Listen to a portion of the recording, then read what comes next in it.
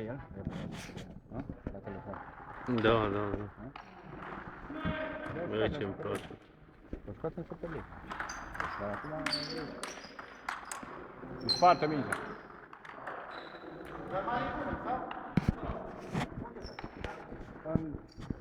În fileu, da. În aia metalică. În metal. Are experiență, dar în Super League. Deci au ajuns la nivel, îi bătea pe toți. Deci el nu știu ce. După aia lua la Super League acolo, nu știu ce. La muzică nu mai făcut antrenament. Nu au făcut antrenamentul lor. Deci lucrează și ca ospătare. A făcut și facultate, am și iară masterat acum. Nu, eu vreau să le iei la Timișoara, la Băianțele. Era... Eu văzut pe Mitrescu, l-a văzut pe ăla, deci cu Ignat de-abia l-a văzut pe el. Zău? Da. De-abia. Pe toți au văzut de acolo la Timișoara, numai în afară de Ignat. Acum o să vin, da, oricum, dacă s-ar spune că tenis, au vrut să le ia la Bistrița, numai, nu s-a dus. Păi da, dar probabil nu-i plătit, nu? Ce? Zic, nu-i plătit.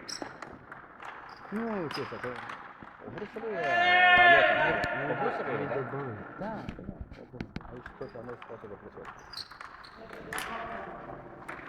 Bă, investiția este în asta, dar este clar, nimeni n-are nicio.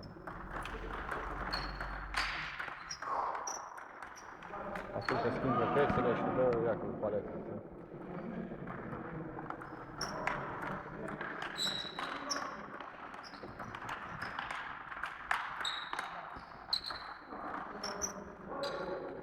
Deci ei sunt patru acum care joacă, deci el și ăla, Corbul ăla care joacă. Da, eu știu. Deci atât, ei joacă.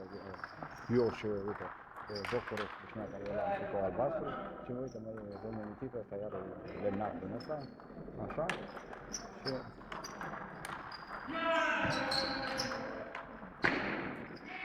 Au! Mai jos! Balone! Joc balone!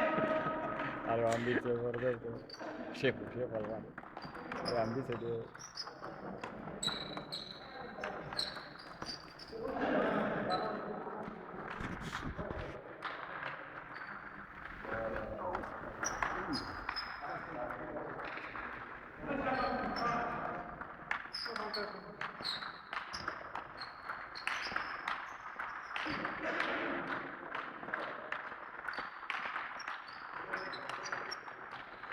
Bravo!